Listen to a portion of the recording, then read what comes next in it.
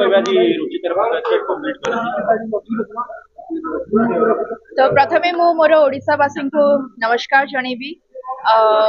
Ruchir managing director जी अच्छा आमर शरद कुमार साहू तांको बहुत बहुत धन्यवाद जनइबी।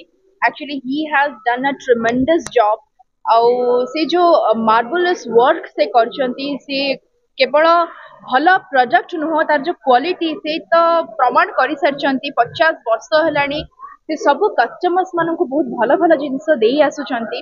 आ मोर एतिके विश्वास अछि जे से अन्य मानकर कथा बुझुचंती तांकर क्वालिटी ऑफ प्रोडक्ट मध्य समस्ते जानिचंती केते भल।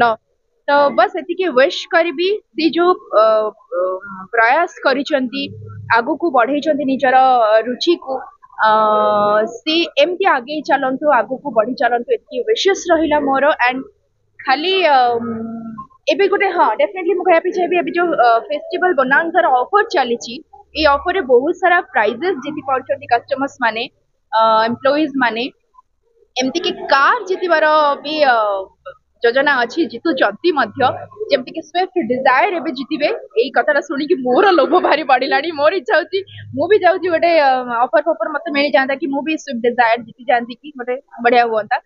ये तो लाख रो कथा डेफिनेटली जीतुचंती समस्ते समस्त बहुत बहुत धन्यवाद and special thanks to Sharad Kumar साहब। रुचि गोटे एमती ब्रांड सारा भारत कोन ऑल वर्ल्ड रे गोटे यस यस ब्रांड तो लिपि मैडम रुचि ब्रांड हां मो घर को जाउना दे पेज टा खोलिबे खाली रुचि की रुचि खाली रुचि मसला ना रुचि मसला नो एक्चुअली मु कोन मोर जेबेठु मु जन्म हेई नथुवा पूर्वरु आम घरे रुचि समस्ते यूज करती समस्त सब जिनस रुचि यूज कर से छतुआ हो से मसला हो से जहाँ भी जेकोसी कथा आप कहतु नॉर्मली प्रत्येक घरे आप देख पारे पिला माने छतुआ खाया को बहुत भल पाती।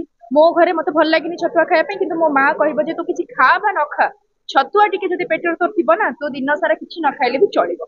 तो सत कथा हूँ रुचिर छतुआ बहुत भल लगे बहुत ही टेस्टी लगे एंड मसला बहुत ही टेस्टी। आपड़ जब किसी भी मसला न पकईकि तरकारी कर जहाँ भी बनाऊँ रुचिर मसला जब छिंचीदेवे तार गोटे अलग प्रकार टेस्ट एनहांस हो जाए।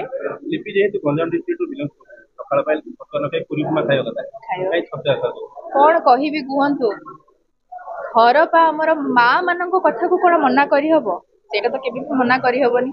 माँ जेहेतु बेंगली बापा जेहेतु ओडिया तो जी जोटा कहले मु सेई कथा रे आगे बुझी परछत लिपि पुरी उपमा खाते बहुत खाए खाइबारे नो कॉम्प्रोमाइज पखाड़ सुखुआ साग भजा बड़ी चूरा आलू भजा आपण माने पूरा प्योर ओडिया घरे जो जो खाइबा हुए मु से सब खाया को भल पाए।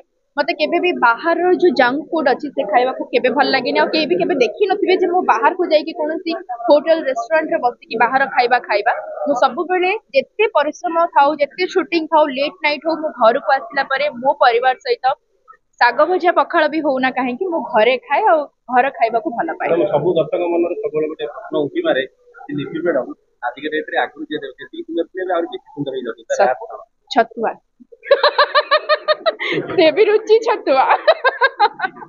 Thank you so much.